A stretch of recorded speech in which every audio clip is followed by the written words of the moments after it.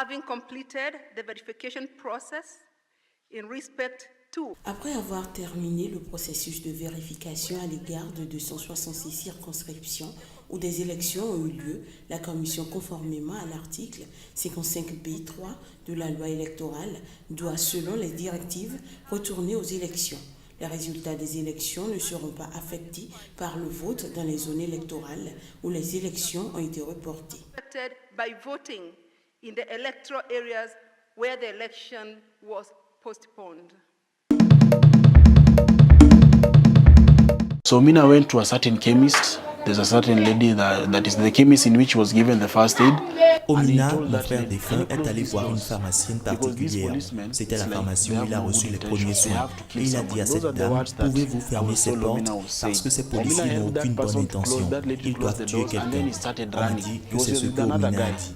Omina a aidé cette dame à fermer la porte, puis il s'est mis à courir. Elle était avec un autre type, un de ses amis. C'est ce qu'on m'a rapporté. Pendant qu'il courait, ce type a réussi à se faufiler et à entrer dans un immeuble. Et alors que Omina courait pour aller vers ce point précis, il a regardé en arrière et c'est en le faisant qu'il a été touché par la balle. Oui, on a tiré sur Paul, mais combien de personnes souffrent en ce moment? Combien ont été blessées par sa mort? Pouvez-vous imaginer les parents? Vous savez, le plus triste, c'est quand un parent enterre l'enfant. C'est une très mauvaise chose. Très mauvaise parce que les parents sont blessés, la famille est blessée, l'enfant même est blessé.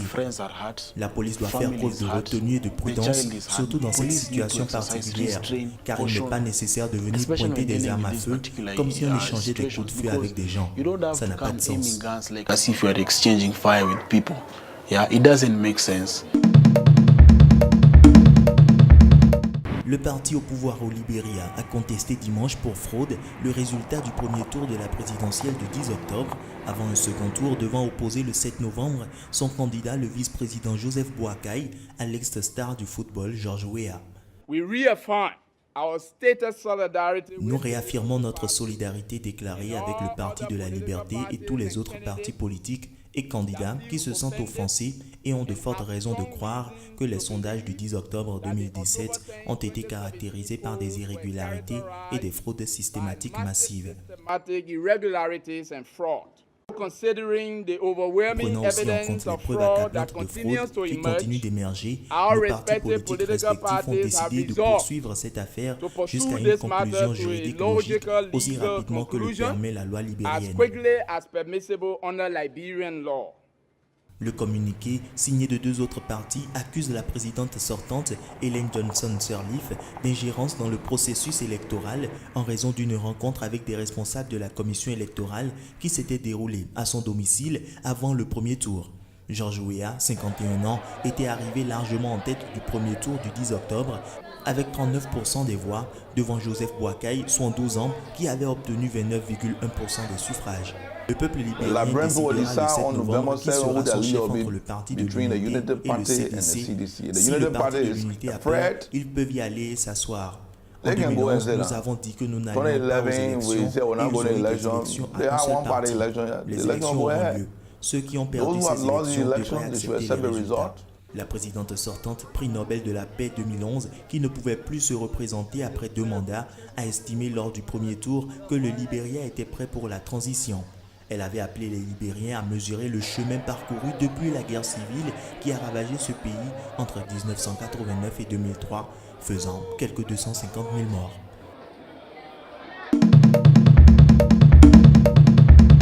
L'explosion a eu lieu à l'aube dans une mosquée à 15 km au nord de Maïdougouri, la capitale de l'état du Borno. Au moins 5 personnes ont été tuées lundi dans un attentat suicide dans le nord-est du Nigeria, épicentre des violences du groupe djihadiste Boko Haram. Ils doivent renforcer leur surveillance dans les zones à risque et ils doivent vérifier ce qu'il s'y passe.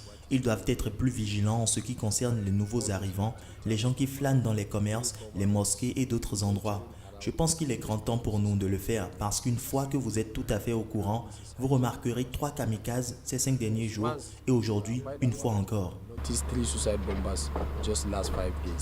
and now again. Les Nations Unies qui coordonnent les activités humanitaires dans la région se sont dit très préoccupées par les attaques constantes dans les camps de déplacés. Près d'1 million de personnes se sont réfugiées à Maïdougouri et 2,6 millions de personnes ont dû quitter leur foyer dans la région du lac Tchad. Bien que Boko Haram ne contrôle plus de vastes territoires comme ce fut le cas jusqu'en 2015, de nombreuses régions dans le nord-est restent inaccessibles et très vulnérables au pillage et tueries. La semaine dernière, une autre attaque de Boko Haram revendiquée cette fois par la faction rivale d'Abou Mossab al-Barnaoui, affilié au groupe État islamique, a tué plus de 15 soldats à Sassawa et un nombre important d'entre eux restent toujours introuvables selon une source militaire.